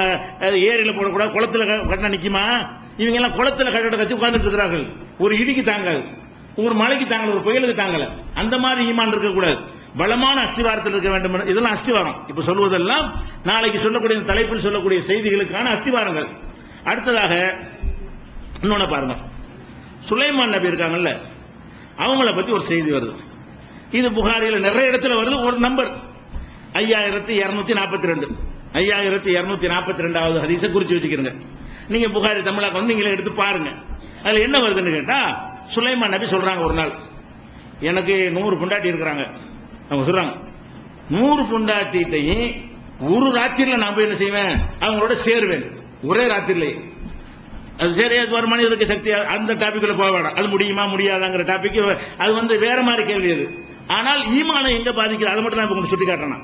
ஈமானை பாதிக்கிற மாதிரி அம்சம் எங்க வருது, அதைத்தான் நான் எடுத்துக்கிறேன். அவர் சொல்றாரா, இன்று இரவு 100 மனைவியரிடமும் நான் என்ன செய்வேன், சேருவேன். சும்மா போவேன்னு போய் சோர்ந்துட்டு வரணும்னு சொல்லல, சேருவேங்கிற சொல்ற. எப்படி சொல்றாருன்னு கேட்டா, நான் போற காரணத்தினால 100 பேருமே ஆம்புல பிள்ளையா பெற்றெடுப்பார்கள் அப்படிங்கிறார். அப்ப போறது அர்த்தம் விளங்கிருச்சா? நான் 100 மனைவிடமும் செல்வேன், ஒரு ராத்திரியில, ஒரு இரவில் 100 மனைவிடம் நான் செல்வேன். அவங்க 100 பேரும் என்ன செய்வார்கள், ஆம்புல பிள்ளையா பெற்றெடுப்பார்கள். அந்த 100 ஆம்புல பிள்ளைகளும் அல்லாஹ்வுடைய பாதையில் போர் செய்யக்கூடிய போராளிகளாக இருப்பார்கள். என்னென்ன சொல்றான்னு பார்க்கணும். நான் 100 மனைவிடத்தில் செல்வேன், 100 பேர் ஆம்பளை பிள்ளையை பெறுவார்கள். அந்த ஒரு நாள் போறாருல, அதை கொண்டு கற்பமாகி 100 பேர் ஆம்பளை பிள்ளைகளா பெற்றெடுப்பார்கள். 100 ஆம்பளை பிள்ளைகளும் அல்லாஹ்வுடைய பாதையில போர் செய்யக்கூடியவர்களா இருப்பார்கள் சொல்லி அவரு சொல்றாரு. இப்படி சத்தியம்னு சொல்றாரு, அல்லாஹ் மேல சத்தியமாக அத்து பண்ணுங்கிறார், இப்படி நடக்கும் அப்படிங்கிறாரு. கடைசியில் என்ன ஆச்சுன்னு சொன்னா, போனாராம், அது மாதிரி 100 மனைவிட்டையும் போனாராம். 99 பேருக்கு பிள்ளையை பிறக்கல. இவர் என்ன சொன்னா, 100 பேர்ட்டையும் நான் போவேன், 100 பேருக்கு பிள்ளை பிறக்க முடியாதுல, 99 பேர் பிறக்கல. அது ஒரே ஒரு ஆளுக்கு தான் பிள்ளை பிறந்துச்சு 100ல. அந்த ஒரு ஆளுக்கு பிறந்த பிள்ளையும் அரை மனுஷன் குறைப்பிரசவமா, நான் நிஸ்பை இன்சான், பாதி மனுஷன், கால் இல்லாம கை இல்லாம இருந்துச்சா, அல்ல சைஸ் சின்னதான் விளங்கல, அரை மனுஷன் அதிசல வருது. அரை மனுஷன் ஒரு பொம்பளை மட்டும் பெற்றுச்சு எப்படின்னு வருது. இதுல என்ன மேட்டர்னு கேட்டா, ஒரு ஆண் ஒரு 100 மனைவி வச்சிருந்தாரா, அது நமக்கு டாபிக் வேற, போக முடியுமா அந்த டாபிக் வர முடியல. ஒரு நபி மறைவான விஷயங்களை பற்றி பேசக்கூடாது, அல்ல அறிவிச்சு கொடுத்தாலே தவிர. ஒரு நபியுடைய வேலை என்ன, நாளைக்கு நடக்கிற விஷயத்தை எனக்கும் தெரியாது, உங்களுக்கும் தெரியாது, நபிக்கும் தெரியாது. இதான் இஸ்லாமிய நம்பிக்கை. ஆனா நபிமார்களுக்கு அல்லாஹ் எதை அறிவித்து கொடுத்தாங்கன்னா அது தெரியும். சில விஷயங்கள் என்ன செய்வான், இந்த போரில் நீங்கள் ஜெயிப்பீர்கள் அறிவிச்சு கொடுப்பான். அப்ப நம்ம என்ன செய்யலாம், அந்த நபி சொல்லலாம், இந்த போரில் நாம தான் ஜெயிக்க போகிறோம், அல்லாஹ் எனக்கு சொல்லி தந்துட்டான். இது மறைவான விஷயம் கிடையாது. அல்லாஹ்ட்ட இருந்து செய்தியே வரல, நம்ம தான் ஜெயிப்போம், அப்படின்னா முடிச்சு வச்சுக்கத. அப்படி ரசூல் ஸல்லல்லாஹு அலைஹி வஸல்லம் கூட ஒரு சொல்லிவிட்டு கடுமையான அல்லாஹ்ட்ட கண்டனத்துக்கு ஆளானாங்க. என்ன சொன்னாங்க? உஹது போர்ல உங்களை அடிச்சு ரத்தம் வர வச்சு மூர்ச்சையாக்கி கடுமையான வேதனைக்கு உள்ளாக்கும் பொழுது என்ன செய்றாங்க? கைஃப யுஃப்லிஹு கௌமுன் சஜ்ஜு வஜ்ஹ நபியிஹிம் பித்தமி, நபியுடைய முகத்தில் ரத்த சாயம் பூசியவர்கள் எப்படி ஜெயிப்பார்கள்? என் முகத்தில் ரத்த சாயம் பூசி ஜெயிச்சிருவேனி, இது அல்லாஹ்ட்ட அறிவிச்சு வரல, அவங்களா கோபத்தில் சொல்லிட்டாங்க, வேதனை தாங்கமா சொல்லிட்டாங்க. அல்லாஹ் என்ன பண்ணா? லைஸலக மினல் அம்ரி செய்வோம், அதிகாரத்தில் உனக்கு பங்கு கிடையாது. அவன் எப்படி ஜெயிப்பான் இவன் நீங்க முடிவு செய்யறாள், அது நான் செய்வேன். அதை உங்களை அடிச்சவனை கூட ஜெயிக்க வைப்பேன், அடி வாங்கின உங்களுக்கு நான் தோக்க வைப்பேன். நீங்க அந்த டிசைட் பண்ற ஆள் கிடையாது. நான் அறிவிச்சு கொடுத்தாலும் நீங்க சொல்லலாம், நான் அறிவிச்சு கொடுத்தாமல் சொல்லுகிறீர்களே, ஆனால் என்னுடைய அதிகாரம் சொல்ல அல்லாஹ் என்ன பண்ண குர்ஆன்ல கண்டிக்கிறான். லைஸலக மினல் அம்ரி செய்வோம், அதிகாரத்தில் உனக்கு எந்த பங்கும் இல்லை. அப்ப இதுல என்ன நம்ம விளங்குறோம்? மறைவான விஷயங்கள் பேசக்கூடாது. நீங்களும் பேசக்கூடாது, நானும் பேசக்கூடாது. நீங்க ஒரு கல்யாணம் பண்றீங்க, அடுத்த வருஷம் ஆம்பளை பிள்ளை தாங்க, இப்படி பேசினா அவ்வளவு ஈமானில் இருக்கும். கல்யாணம் பண்றீங்க, மனைவி வீட்டு சேர்றீங்க, எல்லாமே இருக்கு, சொல்ல முடியாது. அல்லாஹ் தந்தாலே தவிர இதை ஒரு மனுஷன் பேசலாமா? அவர் மனைவி வீட்டை சேரும்போது குழந்தை பெற்றே தீர்வேன் என்று சொல்வதாக இருந்தால் அது வஹியை கொண்டுதான் சொல்லணும், வஹி இல்லாம சொல்லக்கூடாது. இவர் வஹி இல்லாம தானே சொல்லியிருக்காரு. வஹியை கொண்டு சொன்னா 100 பெற்றிருக்கணுமே. சுலைமான் நபி வஹியை கொண்டு சொல்லவே இல்லை, அல்லாஹ்ட்ட இருந்து செய்தி சொல்லி இருந்தால் அப்ப 100 பொம்பளை 100 பிள்ளை பெத்து இருக்கணும். ரிசல்ட் என்ன? இவர் சொன்ன பிறகு பாத்தீங்கன்னா 99 பிள்ளையை காணும். ஒரு ஆளுக்கு பிள்ளை மனுஷன், அரை மனுஷன். அப்ப அரை மனுஷனை பெற்றிருக்காங்க ஒரு அம்மா மட்டும். அப்ப இவர் சொன்னபடி நடக்கல. அப்ப நாளை நடக்கிற ஒரு விஷயத்தை பற்றி இவர் பேசுகிறாரு. அப்ப நாளை நடக்கிற விஷயத்தை எப்படி பேசுறாரு? ரொம்ப அறுதிட்டு சத்தியம் பண்ணி சொல்றாரு. ஆம்பளை முதல்ல புள்ள பிறக்கும்னு சொல்றது ஒரு மறைவான விஷயம், அது ஆம்பளை புள்ளன்னு சொல்றது 2வது மறைவான விஷயம். அல்லாஹ்வுடைய பாதையில் போரிடக்கூடிய போராளிகளாக பின்னாடி உருவாவார்கள். இன்னும் 25 வருஷத்துக்கு நடக்குமே, அதையெல்லாம் சேர்த்து குழந்தைய அல்லாஹ்வுடைய பாதையில போறானே, குழந்தையா பெற்று அந்த குழந்தைகள் எப்படி இருக்குமா? வளர்ந்து இளைஞனாகி அல்லாஹ்வுடைய பாதையில போராடும் சொன்னா அவ்வளவு சாலிகான பிள்ளைங்க, அல்லாஹ்வுடைய பாதையில ஜிஹாத் பண்ணுவாங்க. இப்படியான பிள்ளைய 100 பேர் ஒரு நாள்ல பெற்று காட்டுறேன் அப்படின்னு சொல்லி இவர் என்ன செஞ்சிருக்காரு? சுலைமான் நபி சொன்னதாக ரசூல் சொன்னதாக, சுலைமான் நபி இப்படி சொன்னார்கள் வேற யாரா சொன்ன தூக்கி போட்டு போயிடலாம். இதை யார் சொன்னாங்களா? சுலைமான் நபி இப்படி சொன்னதாக நபிகள் நாயகம் ஸல்லல்லாஹு அலைஹி வஸல்லம் சொன்னார்கள் என்றாக ஹதீஸ் பேசுது. 5242 ஹதீஸ்ல இவ இப்படி சுலைமான் நபி சொல்லியிருப்பாங்களா? சுலைமான் நபி இன்னல்லாஹு இன்தஹு இல்மு ஸாஅ, மறைவான விஷயங்கள் 5ங்கறாங்க ரசூல் ஸல்லல்லாஹு அலைஹி வஸல்லம். ஹம்சுன் லா யஅலமுஹுன்ன இல்லல்லாஹ், 5 காரியங்களை அல்லாஹ்வை தவிர யார் அறிய முடியாதுங்கறாங்க. அதுல ஒண்ணு என்ன? மழை எப்ப பெய்யும் சொல்ல முடியாது, எவ்வளவு பெய்யும் சொல்ல முடியாது, கியாமனால் எப்பன்னு சொல்ல முடியாது. ஒமா தத்ரி நஃப்சுன் பிஅய்யர்தி தமூத், எந்த ஒரு ஆத்மாவும் எங்க செத்து போவோம் எங்க சாவணும் சொல்ல முடியுமா? நீங்க எந்த இடத்துல செத்து போய் உங்களுக்கு சொல்ல முடியுமா? யாருக்கும் சொல்ல முடியாது. அது யாருக்கும் சொல்ல முடியாது. நாளைக்கு எவ்வளவு சம்பாதிப்புன்னு சொல்ல முடியுமா? நாளைக்கு உன்னுடைய வருமானம் என்னடி எவனும் சொல்ல முடியாது. யாராலையும் சொல்ல முடியாது, அல்லாஹ் சொல்லிடுறான். அதுல ஒண்ணு என்ன சொன்னா, கருவறையில் உள்ள நிலைமைகளை யாரும் அறிய முடியாது. 5ல ஒரு விஷயம் என்ன? கற்பப்பையுடைய மேட்டரை வாய் திறக்க கூடாது. அதுல உண்டாகுமா உண்டாகாத, நல்ல குழந்தையா கெட்ட குழந்தையா, ஆம்பளை குழந்தை பொம்பளை குழந்தையா, ஸ்கேன் வச்சு வேண்டாம் சொல்லலாமே தவிர அது மறைவு இல்லை. அறுத்து பார்த்தா சொல்ற மாதிரி தான் அது. அது பார்த்துட்டு சொன்னா மறைவு கிடையாது. பார்க்காமல் சொல்வதாக இருந்தால் அந்த நாலேஜ் அல்லாஹ்க்கு மட்டும்தான் இருக்கிறது, மனிதருக்கு இல்லை, சுலைமான் நபிக்கு இல்லை என்றால் இந்த விஷயத்தை போதிப்பதற்கு அனுப்பப்பட்ட ஒரு நபி இப்படி சொல்லுவாரா? அவர் என்ன சொல்லி கொடுக்க நபி அனுப்பப்பட்டார்? அல்லாஹ்வுக்கு தான் எல்லா ஆற்றலும். சுலைமான் நபி ராஜாங்கத்தை கொடுக்கறவங்களை அனுப்புனானா ஏகத்துவத்தை சொல்றதுக்கு அனுப்புனார். ராஜாங்க 2வது மேட்ரு, ராஜாவானாலும் 2வது விஷயம். ஃபர்ஸ்ட் மேட்ரு என்ன? அவர் எதுக்கு எல்லாம் அனுப்புறான்னு கேட்டா, மறைவான விஷயங்களை யாருக்கு தெரியாது, அல்லாஹ்வுக்கு தான் தெரியும், அல்லாஹ்வை தவிர யாருக்கும் தெரியாது. அப்ப நம்ம என்ன கவனிக்கணும்னு கேட்டா, இந்த செய்தி சுலைமான் நபியின் பெயரால் சொல்லப்படுகிறது, சுலைமான் நபி சொன்னதாக சொல்லப்படுகிறது. அப்ப நம்ம என்ன விளங்கணும்? இது சுலைமான் நபி சொல்லவே மாட்டாங்க, நீங்க சொல்ல மாட்டேன், நான் சொல்ல மாட்டேன், சொன்னா சொல்லுவாங்களா? நீங்க கல்யாணம் பண்ண எவனாச்சும் யாராவது நீங்க சொல்லி இருக்கிறீங்களா? எவ்வளவு பயப்படுவீங்க? ஆகா, இது ஈமான பாதிக்கிற விஷயமாச்சே, குழந்தை உண்டா நம்ம எப்படி சொல்றது? அல்லாஹ் சக்கரையா நபிக்கு இவ்வளவு தள்ளாத வயசு வரைக்கும் குழந்தைய கொடுக்கல, அவருக்கே தெரியலையே. குழந்தை உண்டாயிருப்பான் அல்ல நச்சரின்னு சொல்லும் கூட அவருக்கு ஆச்சரியம் வருது. எப்படி உண்டாகும்? அவர் தான் அல்லாஹ்ட்ட கேட்டாரு. அல்லாஹ் உனக்கு நச்சரின்னு சொன்ன பிறகு அது எப்படி உண்டாகும்? நானும் கிழவி, என் பொண்டாட்டியும் கிழவி, அது எப்படி உண்டாகும்னு கேட்கிறாரு. எனக்கு ஒரு அத்தாட்சியை காட்டுகிறாரு. அல்லாஹ் அத்தாட்சியை காட்டுறான். வாயை திறந்து 3 நாளைக்கு பேச முடியாது. அல்லாஹ் கல்லிமன்னாச ஸலாஸத அய்யாமின், 3 நாட்கள் உனக்கு மக்களோட பேச முடியாது அப்படின்னு சொன்ன உடனே வாய் பேச வர பேச்சு வரம்பு போங்குது. அப்பதான் வழங்கிட்டான் மனைவி கருவடைஞ்சிட்டாங்க. ஒரு சக்கரை நபிக்கு தெரியல, பல நபிமார்களுக்கு தெரியல, யாருக்கும் தெரியாது, கியாமத் வரையும் தெரியாது. 5 விஷயங்கள் அல்லாஹ்வுக்கு மாத்திரம் தெரிந்த விஷயங்கள் இருக்குது. அதுல உள்ள ஒரு விஷயத்தை சுலைமான் நபி இப்படி சொன்னாங்கன்னு சுலைமான் நபின்னு சொல்லியிருக்க மாட்டாங்க. சுலைமான் நபி சொன்னாங்கன்னு ரசூலுல்லாஹ் சொல்லியிருக்க மாட்டாங்க.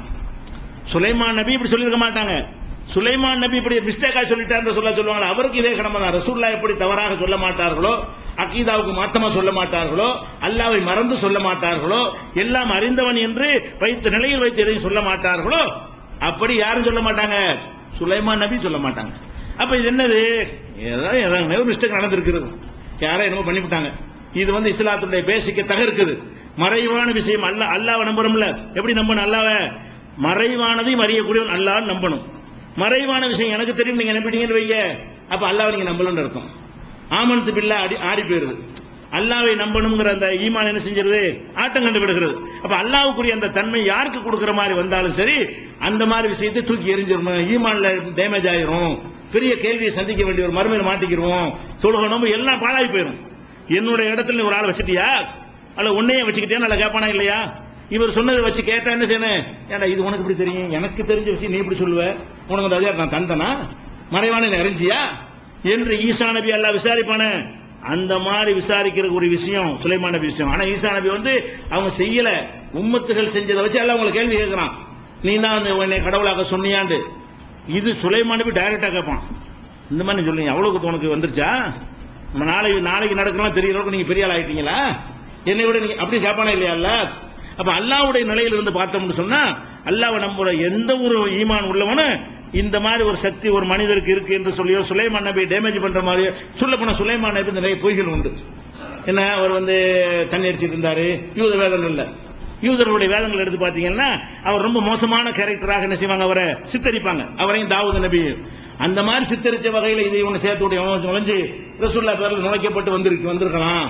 இது நிச்சயமா நடந்திருக்க வாய்ப்பு இல்லை என்ற ஒரு முடிவுக்கு வந்துடணும். இது ஒரு ஆதாரம், இது பேசிக்க நீ பார்த்துக்கணும். இதே மாதிரி பாருங்க, அல்லாஹ் ஒரு ஆளுக்கு மரணத்தை கொடுக்குறான்னு சொன்னா அதை நம்ம ஏற்றுக்கு ஒபே பண்ணிக்கிறணும். சரியா? இப்ப அல்லாஹ் என்ன செய்யறான்னா, மலக்குல் மௌத் இருக்காருல்ல, ஒவ்வொரு மனுஷனை உயிரை வாங்குறதுக்கு ஒரு ஆள் எல்லாம் நியமிச்சு வச்சிருக்கான். மலக்குல் மௌத்தை பிடிச்சி என்ன செய்யறான், மூசா நபிட்ட எல்லாம் அனுப்புறான். அனுப்புன உடனே உங்க உயிரை எடுக்கிறதுக்கெல்லாம் என்ன அனுப்பியிருக்கான் உடனே ஓங்கி ஒரு அறை. யாரு? மூசா நபி யார மலக்க ஓங்கி அறை விட்டான். ஓங்கி ஒரு அறையை விட்டுட்டாரு. அரைஞ்ச உடனே ஃபரஜா இலா ரப்பிஹி, அவர் அல்லாட்ட போய், யா அல்லாஹ் என்னை ஒரு ஆள்கிட்ட அனுப்பி வச்சுட்ட, அவர் இந்த மாதிரி மௌத்தை விரும்ப மாட்டேங்கிறாரு அப்படின்னு சொல்லி அல்லாட்ட முறையிட்ட உடனே அல்லாஹ் என்ன செஞ்சானா, அப்படின்னா நீ போய் இந்த ஒரு மாட்டுடைய முதுகுல கையை வைக்க சொல்லு, அது எத்தனை முடி எண்ணிக்கை இருக்கோ அந்த அளவுக்கு வாழ்நாள் போதுமா அப்படின்னு போய் கேளு அப்படின்னு நல்லா சொன்னாரு. சம்பவம் போயிட்டே இருக்குது. முதல் விஷயம் என்னன்னு கேட்டா, அல்லாஹ் அனுப்புறான் மலக்குல் மௌத்தை. மலக்குல் மௌத்தை அனுப்புறது அவர் டியூட்டி என்ன? வேற வேற மலக்கு அனுப்பல. மலக்குல் மௌத்துடைய வேலை என்னது? இதுதான், உசுர் எடுத்துட்டு போறது அவர் டியூட்டி. அல்லாஹ் ஒரு டியூட்டிக்காக அனுப்பி வைக்கும் பொழுது மூசா நபி என்ன செஞ்சிருக்கணும்? அல்லாஹ் அனுப்புனா வர்றேன், எப்போ வரணும், எப்போ கூப்பிட்டுருக்கான்னு போயிட்டு இருக்க வேண்டியதானே? அப்படித்தானே செய்யணும். அவர் மாட்டேன்டா கூட இவர் என்ன செஞ்சிருக்கணும்? அல்லாஹ் எடுத்துட்டு சொல்லிட்டான், உன்கிட்ட கேட்டு பர்மிஷன் எல்லாம் கேட்டு சொல்லலன்னு. அதான் மலக்கு தன்மை. மலக்குடைய தன்மை என்னது? சொன்னதை செய்வாங்க. அது யாரு என்னன்னு பார்க்க மாட்டாங்க, எடுத்துட்டு வந்துருவாங்க. அப்ப மலக்கு உயிர் எடுக்க அனுப்பும் போது இவர் கையில் அடிக்கிற, மலக்குன்னு தெரிஞ்சுக்கிட்டு அடிக்கிறதா இருந்தா, மலக்குன்னு தெரிஞ்சுக்கிட்டு ஓங்கி அரைஞ்சா மலக்கு அறையலாமா? மலக்கு அரைஞ்சா யார் அறையிற மாதிரி? அது அனுப்பணும்னு அறையிற மாதிரி இல்லையா? அது மலக்குன்னு அவரை சொந்த முடிவு எடுத்தா வந்தாரு, அல்லாஹ் அனுப்பி வைத்திருக்கிறான். அப்ப உதாரணம் வைக்கிறேன், ஒரு மனிதன் எடுத்துக்கிறோமே, ஒரு கட்டடம், நம்ம கட்டடம் கட்டுறாங்கன்னு வைங்க, அது சீல் வைக்கிறதுக்கு அதிகாரிகள் வர்றாங்க. இவன் கட்டடத்தை கட்டுறோம் ஓங்கி அரைஞ்சான் அதிகாரிய. இது யார் அரைஞ்ச மாதிரி? சிஎம் அரைஞ்ச மாதிரி தானே. அது ஒரு மாநில அரசாங்கத்தை ஒரு அதிகாரி அரைஞ்சா வேற சீல் வச்சுட்டு வாங்குறது அரசாங்கத்துல ஆர்டர், ஜீவோ. அரசாங்கம் ஒரு ஜீவோ போடும்போது அதை செயல்படுத்த வர்றவன் அறைய முடியுமா? எந்த ஒரு லாஜிக்குமே இல்லை. ஒரு மனுஷன் அப்படி செய்ய மாட்டான். இப்படி செஞ்சா யாரும் ஏத்துக்கிற மாட்டாங்க. அப்ப அல்லாஹ்வுடைய மலக்கூத் ராஜ்யம் எப்படிப்பட்ட ராஜ்யம், எப்படி பவர்ஃபுல்லான ராஜ்யம். அந்த ராஜ்யத்தில் யாராவது வாய் துறக்க இயலுமா, ஏற்றுக்கல்வி கேட்க இயலுமா, என்ன செய்யலாம்? அது சொன்னோன்னே இன்னும் கொஞ்சம் நாளைக்கு வாழ ஆசை, கொஞ்சம் கேட்டு பாருங்க அல்லாட்ட, அது ஒரு அல்லாச்சும் ஏத்துக்கலாம். எப்படி சொல்லிருக்கலாம்? நீங்க அல்லாட்ட போய் கேட்டு கொஞ்சம் ஆசையா இருக்கு, இன்னொரு 10 வருஷம் நான் இருந்துட்டு போறேன், அப்படி ஏதாவது சின்ன சான்சஸ் எல்லாம் தருவானாண்டு நீங்க வேணா கேளுங்க. எல்லாம் கேட்டு விட்டதுனால, கேட்காம எடுத்துட்டு போனா கூட ஒன்றும் செய்ய முடியும். அப்படி தான் செய்யிருக்கான்ல, நம்மகிட்ட பர்மிஷன் கிட்ட உசர் வாங்கிட்டு இருக்கிறான், அவரோட வர தூக்கிட்டு போயிடுறாரு. அந்த மாதிரி எடுத்தா மூசா நபி ஒன்றும் செய்ய முடியாது. சரி, நேரம் கேட்டார்ல, அதிகபட்சம் அவர் என்ன செஞ்சிருக்கலாம்? அல்லாஹ் நான் கட்டுப்படுறேன், ஏதாச்சும் ஒரு வாய்ப்பு பண்ணி தர முடியுமா அந்த கேட்டுவாங்க அப்படின்னு சொல்லலாம். அப்படின்னு சொன்னா ஏத்துக்கலாம். சரி, ஒரு கோரிக்கை வைக்கிறாரு. இது எப்படி இருக்கிறது? என்னது இப்படிங்கிறாரு. ஓங்கி ஒரு மலக்கு அறையிறாரு. அப்ப மலக்குங்கிற ஒரு பவர்ஃபுல்லான அது ஒரு விஷயம், அறைய முடியுமாங்கிற விஷயம். திருப்பி அடிச்சா முடிஞ்சு வச்சுக்கல. ஒரு மலக்கு ஒரு ஊரை தீ பரட்டி போடுவாரு. மலக்கு என்ன செய்வாரு, கெட்ட செயல் செஞ்ச ஊர்களுக்கு அனுப்பப்பட்ட மலக்கு என்ன செஞ்சாங்க, அப்படி கையை விட்டு தோண்டி தலகு போட்டு பரட்டிடுவாங்க, தோசையை போட்ட மாதிரி. பஜால்னா ஆலியகா சாபிலா, கீழ்ப்புறத்தை மேல்புறம் ஆக்கிட்டோங்க. நல்லா அந்த மாதிரி புரட்டக்கூடிய வலிமை உள்ளவர்களா. மலக்குன்றால பவர் இருக்கும். மலக்கு அர்த்தம் என்ன, மலக்குன்றால் ஆற்றல் இருக்கும். அப்ப ஆற்றலுங்கிறதுக்கு பேரே ஆற்றல் கொடுக்கப்பட்டவர்கள். அங்க ஒரு செகண்ட்ல இங்க இறங்குவாங்க, அடுத்த செகண்ட் அங்க நிற்பாங்க. இந்த மாதிரி ஆற்றல் படைத்தவர்களை அவர்களோடு ஒப்பிட முடியாத அற்பத்தில் அற்பமா இருக்கக்கூடிய மனிதர்கள் அறைய முடியுமா, அடிக்க முடியுமா, அவர் அறை வாங்கிட்டு ஓட முடியுமா? இதெல்லாம் என்ன இது? இதெல்லாம் ஒரு பிராண இதிகாசங்கள் மாதிரி நமக்கு தெரியலையா? இப்படிதான் இந்த இஸ்லாமுடைய ஃபண்டமெண்டல் நமக்கு இருக்கிறதா? அல்லாஹ் சொல்வதை வானவர்கள் எப்படி கேட்பார்கள், வானவர்கள் சொல்வதை நபிமார்கள் கேட்பார்கள். யாரும் ஏத்து பேச மாட்டார்கள். அதிகபட்சமா ஆசை இருந்தால் கோரிக்கை வைப்பார்கள், பிரார்த்தனை செய்வார்கள். இவ்வளவுதான் நடக்க முடியும். அப்ப இது புகாரில 3407 ஹதீஸ் படிங்க. 3407 படிச்சா கண்ணத்தில் அரைஞ்ச எல்லாமே வருது. என்னடா இது, நம்ம இதை நம்பணும்னு சொன்னா அப்ப என்ன வருது, அல்லாஹ்வையும் ஏத்து பேசலாம்னு வருது. இந்த மாதிரி ஏத்து பேசினாலும் எல்லாம் என்ன பண்ணுனா, ஒரு நபி ஏத்து பேசினார், ஏத்து நடந்தார். ஒரு நபி, எந்த நபி, யூனுஸ் நபி. யூனுஸ் நபி அந்த ஒரு சமுதாயத்துக்கு அனுப்பப்படுறார். அவர் அந்த மக்களுக்கு பிரச்சாரம் பண்றாரு, கேட்க மாட்டேன்ட்டாங்க.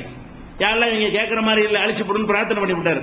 அல்லாஹ் என்ன பண்ணிட்டான், ஊரை அழிக்க போறான், ஊரை காலி பண்ணிட்டு போயிரு, நல்ல மக்களை கூட்டிட்டு ஊரை விட்டு காலி பண்ணிரு, இவங்களை நான் பாத்துக்கிறேன் எல்லாம் அனுப்பி விட்டான். அவர் போயிட்டாரு. போயிட்டு திரும்பி வர்றாரு. என்ன நினைச்சிட்டு வர்றாரு, எல்லாரும் காலியா இருப்பாங்க, ஊரே அழிஞ்சு நாசமா இருக்கு, இருக்கிற பணத்தை அடக்கி விட்டு நம்ம ஊர்ல போய் ராஜ்யம் பண்ணுவோம்னு வர்றாரு. வந்து பார்த்தா ஜேன்னு திருவிழாவா இருக்கு ஊரு. வந்து உள்ள பாக்குறேன்னு செய்து ஊர் அழிக்கப்படல, ஊர் மக்கள் சந்தோஷமா இருந்து கொண்டிருக்கிறார்கள். இவருக்கு கோபம். என்ன கோபம், நம்மள்ட்ட அழிக்கிறேன்னு சொல்லிவிட்டு இவங்களை ஜெயஜெண்டு அல்லா வச்சிருக்கிறான்னு அல்லாட்ட கோபம். இவர் நினைச்சிருக்கனே அல்லா நடந்துருக்கு, என்ன அல்லா நீ தான் அழிக்கிறேன்னு சொன்னா அது ஓகே. விளக்கம் கேட்பதற்காக வேண்டிய ஆட்சேபனை கேட்க முடியாது. அல்லாட்ட விளக்கம் கேட்கறதுக்காக நபி கேட்கலாம், எல்லாம் நடந்திருக்கே, என்ன எனக்கு புரியலையே. இல்லப்பா அவங்க மன்னிப்பு கேட்டாங்க. இவர் போன பிறகு அந்த மக்கள் எல்லாம் கூடி எல்லாம் நாங்க தெரியாம செஞ்சுட்டோம், அந்த அறிகுறிகள் எல்லாம் வானத்துல வருது, எங்களை அழிச்சு கூடாதுன்னு சொல்லி சம்பந்தப்பட்ட மன்னிப்பு கேட்ட உடனே அல்லாஹ் மன்னிப்பு எடுத்து விட்டுட்டான். இதை சொல்லி இருந்தா மேரேஜ் ஈஸியா முடிஞ்சிருக்கும். இவர் என்ன பண்றாரு, அது எப்படி என்கிட்ட வந்து அழிக்கிறேன்னு சொல்லிவிட்டு கடைசியில் அவங்களை ஜெயஜெண்டு விடுறேன்னு சொல்லி கோச்சிட்டு போறாரு. அப்படின்னு நான் சொல்றேன். அல்லாஹ் குர்ஆன்ல அப்படி சொல்றான், தன்னூனி இதுதாக முகாலிபன். இந்த மீன் வயிற்றில் இருந்தாரே, பேரை கூட சொல்ல மாட்டேங்கிறான். ரன்னூன் என்றால் மீன் வயிற்றில் ஒருத்தர் இருந்தாரே, அவரை நினைவு கூறுவீராக. இது தகவ முகாலிபன், அவர் கோவித்துக் கொண்டு போகிறார். அல்லாட்ட கோச்சிட்டு போறாரு. எங்க கோச்சிட்டு, எங்க போவிய கோச்சிட்டு, எங்க போனா அல்லாவுடைய பூமி தானே, இந்த பூமியை விட்டு கோச்சிட்டு சந்திரமண்டலத்துக்கு போனா அதுவும் அல்லாவுடைய தானே, எங்க போயிட முடியும்னு அவர் கோச்சிட்டு போறாரு. அல்லன் நக்திர் அலைஹி, அவர் மீது நமக்கு சக்தி இல்லை என்று நினைத்துக் கொண்டார். கோச்சிக்கிட்டு போனா அந்த ஊரை விட்டு ஓடி போயிட்டா அதோட அல்லா டாபிக் முடிஞ்சிருச்சு. அல்லாவுக்கு தெரியாதா, அல்ல அதுக்கு ஒன்றும் செய்ய மாட்டானா? இதுக்காக வேண்டிய கடல்ல கூட தள்ளி மீன் வயிற்றுல சிற வச்சு லா இலாஹ இல்லா அன்த சுப்ஹானக இன்னி குன்து மினல் ஸாலிமீன் மன்னிப்பு கேட்டு பிறகு வர மன்னிச்சேங்கறான். அப்படி சொன்னான்ல, வலன்ன அல்லன் நக்திர் அலைஹி ஃபனாதா ஃபில் ظுலுமாத்தி அல்லா இலாஹ இல்லா அன்த சுப்ஹானக இன்னி குன்து மினல் ஸாலிமீன். இது யூனுஸ் நபி விஷயம். அல்லாஹ் எப்படி கோவம் பார்த்தீங்களா? அவனுடைய மேட்டர்ல கை வச்சா, அவனுடைய அதிகாரத்தில் கொஸ்டின் பண்ணனா, எதிர்த்தால் அல்லாஹ் கொடுக்கிற பனிஷ்மெண்ட் என்ன, நபின்னு பார்க்கவே மாட்டான். அப்ப இது அது மாதிரி இருக்கா இல்லையா? அல்லாஹ் அண்ணா என்னைய நீ உயிர் எடுத்துருவியா நீ, அல்லாஹ் சொன்னா எடுக்க, அதான் அர்த்தம். ஏன் உயிர் எடுக்க வந்து அவ்வளவு தெரியும் உனக்கு வந்திருக்கான்றதுக்கு மீனிங். இப்படி ஒரு மூசா அனுப்பி அதை சொல்லிக் கொடுக்க வந்தாங்க. அல்லாண்டா யாருங்கிற அச்சத்தை சொல்லிக் கொடுக்க வந்தாங்களா? இரையச்சமுடையவர்களாக அந்த மக்களை மாற்றுவதற்கு வந்தாங்களா? கண்ட மாதிரி நடந்து கொண்ட அந்த மக்களை எல்லாம் அல்லாஹ்வை மட்டும் பயப்படக்கூடிய சமுதாயமாக மாற்றுவதற்கு தானே பிறவனை இடத்துல நின்றாங்க. அந்த பிறவன் நான் தான் இறைவன் சொல்லிட்டு இருந்தானே, அவனை மீறி ஒழிக்கிறதுக்கு தானே வந்தாங்க. இது நானே, அவங்களும் நானே இறைவன்ட்டாங்களே. இப்ப நான் தான் இறைவன் சொன்ன பிறவனை ஒழிக்க வந்துவிட்டு இவங்களும் நான் தான் இறைவன் மாதிரி நடக்கிறாங்கன்னா எப்படின்னா, எதை ஒழிக்க வந்தார்களோ அதை அவங்க செய்வார்களா? அப்ப இது மூசா நபி செய்த கான்செப்ட் தப்பு, இருக்கவே முடியாது. அல்லாஹ் குர்ஆன் என்ன சொல்றான்னு கேட்டா, யூனுஸ் நபி சம்பவத்தை சொல்லிவிட்டு வலாத்த குன்க சாஹிபில் ஹூத், முகமதே நீ இந்த மீன் வயிற்றுல இருந்தாரே அந்த ஆள் மாதிரி ஆயிடக்கூடாது. நான் ஒன்னு சொன்னா அதை எதிர்க்கிறது, அதில் அப்ஜெக்ஷன் பண்றது, அது கோவிச்சுக்கிற இந்த விளையாட்டு இருக்கக்கூடாது. எல்லா நபியையும் சொல்லிவிட்டு இவங்கள மாதிரி நடங்கிறான். நபிமார்களை பற்றி சொல்லும் பொழுதெல்லாம் அதை சொல்லி ரசூலுல்லாஹ் என்ன செய்வான், நீயும் அவர்களை போல நடன்னு சொல்லுவான். யூனுஸ் நபியை சொல்லும்போது மட்டும் என்ன சொல்றான்னு கேட்டா, இவர் மாதிரி நடக்காதங்கிறான். வலாத்த குன்க சாஹிபில் ஹூத், இந்த மீன் வயிற்றில் இருந்தாரே ஒருவர், அது அவர் நபிதான், அவர் மாதிரி நீ ஆகிவிடாதே. நான் என்ன சொல்றேன் அப்படி கேட்கணும், என்னை எதிர்த்து பேசக்கூடிய ஒரு நிலைக்கு நீ வந்துவிடக்கூடாது என்று எச்சரிக்கிறான. அவ்வளவு எச்சரிக்கைக்குரிய ஒரு செயலை அவர் மூசா நபி செய்து விடுவார்கள். அப்படின்னா அவர்களுக்கு இது மாதிரி வசனம் இறங்கி இருக்கணும். உலகத்தை கொண்டு மூசா, இந்த மூசாவை போல் நீ ஆகிவிடாத நல்லா சொல்லியிருப்பானே நடந்து இருந்தால். அப்ப எல்லாம் கண்டிக்கவும் இல்லை, எல்லாம் கெஞ்சிடும். அப்ப நம்ம கேட்டுட்டு வா, இன்னொரு கேட்டுட்டு வாண்டு. இது எப்படி என்னமோ இது அல்லாஹ்வுடைய ராஜ்யம் நடக்கிற மாதிரி தெரியல, மூசா நபியுடைய ராஜ்யம் நடக்கிற மாதிரி இருக்கிறது. இப்படி ஒரு மேட்ரு வந்து இஸ்லாத்துல கிடையாது. ஒட்டுமொத்த குர்ஆனை நீங்க படிச்சு பார்த்தீங்கன்னு சொன்னா, ஒட்டுமொத்த நபிமார்களுடைய போதனை வைத்து பார்த்தீர்களே ஆனால் இது ஏகத்துவத்தை குழி தோண்டி பதிக்கக்கூடிய, அல்லாஹ்வுக்கு ஒண்ணுமே இல்லை, ஒரு பவரும் இல்லை, அல்லாஹ் மற்றவங்களுக்கு பயந்து நடக்கக்கூடிய ஒருத்தன், மற்றவங்களை சார்ந்து மற்றவங்களுக்கு ஏற்றவாறு நடக்கக்கூடியவன் அப்படிங்கிற மாதிரி கருத்து வருது. இப்ராஹிம் நபிக்கு அல்லாஹ் அதை கொடுக்கல. இப்ராஹிம் நபி என் குடும்பத்தை எல்லாம் அதெல்லாம் முடியாதுட்டான்ல. லாயனால் அஹதுல் ஆலிமீன், அநியாயக்காரங்களுக்கு என்னுடைய உறுதிமொழி எல்லாம் கிடையாதுன்னு சொல்லிட்டான். இதை பார்க்கும்போது என்ன செய்யறோம், இது சரியில்லை, இது மாதிரி நடந்திருக்காது. நீங்க யூனுஸ் நபியுடைய இந்த மேட்டர் தெரிஞ்சுக்கிறதா இருந்தா குர்ஆன்ல 21வது அத்தியாயத்துல 86வது வசனத்தையும் 68வது அத்தியாயத்துல 49வது வசனத்தை படிங்க. குர்ஆன்ல யூனுஸ் நபி என்ன செஞ்சாங்க, அல்லாஹ் என்ன சொன்னா, அப்ப அந்த மாதிரி தானே இந்த சம்பவம் இருக்குது. மூசா நபி அல்லாஹ் தானே இருக்கிறாங்க, இது கண்டிப்பா நடந்திருக்காது. நம்ம என்ன நம்பணும், மலக்குல் மௌத் மூசா நபிட்ட வந்து இருக்க மாட்டார், அவர் அடிச்சிருக்கவும் மாட்டாரு, அவர் திரும்பி வேலையை முடிக்காம மலக்கு தோற்று போய் என்ன செய்ய மாட்டார், திரும்பி போகவும் மாட்டார். இது ஏதோ ஒரு தவறா நடந்திருக்கிறது என்ற அடிப்படையில் செய்யணும், இதை விளங்கிக் கொள்ள வேண்டும். அடுத்ததாக வந்து இன்னொரு விஷயம் என்னன்னு கேட்டா, இது ரொம்ப உள்ளதுல ஒரு மோசமான விஷயம். இப்ப நான் சொல்றது என்னன்னா, ரசூல் ஸல்லல்லாஹு அலைஹி வஸல்லம் காலத்துல வந்து சாலிம் ஒருத்தர் இருக்கார், ஒரு இளைஞர். அந்த சாலிம் என்பவரை வந்து ஹுதைஃபா என்கிறவரும் அவங்களுடைய சகலாங்கிறவங்க, ஹுதைஃபாவுடைய மனைவி, இந்த தம்பதியர் எடுத்து வளர்க்குறாங்க. சாலிம்ங்கிறவர் வளர்க்குறாங்க. சின்ன பிள்ளையிலேருந்து வளர்த்த பிறகு வளர்ப்பு பிள்ளைலாம் இல்லை இஸ்லாத்துல, பெத்தாதான் பிள்ளை அப்படின்னு ஒரு சட்டம் வந்து விட்டது. இப்ப என்ன செய்யறாங்கன்னு கேட்டா, இந்த சாலிம் இளைஞர் ஆயிட்டார். இளைஞரான பிறகு இவங்க வளர்ப்பு தாய் தானே, சகலாங்கிறவங்களும் ஹுதைஃபாவும் வளர்ப்பு தாய் வளர்ப்பு தந்தை, அது இஸ்லாத்தில் இல்லை. ஆனா சின்ன வயசுல இருந்து அவர் இணைஞ்சிருக்காரு, அந்த வீட்டுல பிள்ளையா வளர்ந்திருக்காருங்கிற அடிப்படையில வீட்டுக்கு எப்பவும் போல வருவார். அப்ப ஹுதைஃபா என்ன நினைக்கிறாரு, வளர்ப்பு பிள்ளை தான் இல்ல, இவர் இளைஞர் இருந்துட்டு அந்நிய பெண்ணு தானே, இவங்க வளர்ப்பு பிள்ளை இல்லைன்னு ஆயிடுச்சுன்னு சொன்னா, என்னுடைய மனைவி அவருக்கு யாரு, அந்நியர், ரெண்டு பேரும் தனித்திருக்க முடியாது. நான் இல்லாத நேரத்தில் அவர் வீட்டுக்கு வருவது மார்க்கப்படி தப்பு. என்ன பிள்ளையா இருந்தா வரலாம், பால் ஊட்டின பிள்ளையா இருந்தா கூட வரலாம். வளர்ப்பு பிள்ளைங்கிற ஒரு கான்செப்ட் இஸ்லாத்துல இல்லைங்கும் போது சாலிம் வந்து வீட்டுக்கு வருவது ஹுதைஃபாவுக்கு பிடிக்கல. அது கரெக்ட், பிடிக்காம போனா கரெக்ட் தான், மார்க் எடுப்புல கரெக்டா நடந்துகிட்டாரு. உடனே இந்த அம்மா என்ன செய்யறாங்க, ரசூல் அட்ட போறாங்க, அல்லாஹ்வுடைய தூதரே இந்த சாலிம் வீட்டுக்கெல்லாம் வர்றாரு, அது என் கணவருக்கு பிடிக்க மாட்டேங்குது. இந்த சாலிமை பொறுத்த வரைக்கும் அவன் அம்மா எப்படி சொல்றாங்கன்னு கேட்டா, அன்ன சாலிமன் கது பலக மா எவ்வளவு ஒரு ரிஜால், ஒரு ஆண்கள் எதை அடைவார்களோ அந்த பருவத்தை அடைந்து விட்டார், முழு ஆம்பளை ஆகிவிட்டார். அக்களமா அக்களு, ஆண்களுக்கு என்ன விஷயங்கள்லாம் விளங்குமோ இந்த மாதிரி விஷயங்கள் இதெல்லாம் நல்லா விளங்கக்கூடிய பருவத்தை அடைந்து விட்டார். அன்னகு எதுகுல அலைனா, அவர் எங்க வீட்டுக்கு வந்து கொண்டிருக்கிறார். இன்னி அலுன் அன்னபி நப்சி அபி ஹுதைஃபா மின்லாலிக்க செய்யன், என் கணவருடைய மனசுல இதுல ஒரு அதிருப்தியும் ஒரு கோபத்தையும் நான் பார்க்கிறேன் அப்படின்னு முறையிடுறாங்க. அப்ப ரசூல் ஸல்லல்லாஹு சொல்றாங்க, ஒரு பஞ்சாயத்தும் கிடையாது, அந்த சாலிமை கூட்டிட்டு போய் நீ பால் கொடுத்துரு. யாரு சொல்றாங்க, 25 வயசு இளைஞர் கூட்டிட்டு போய் குழந்தைக்கு பால் ஊட்டுறதுதான் மார்க்கத்தில் இருக்கிறது. ஒரு குழந்தைக்கு ஒரு பொம்பளை பால் ஊட்டினா அம்மா ஆயிருவாங்க.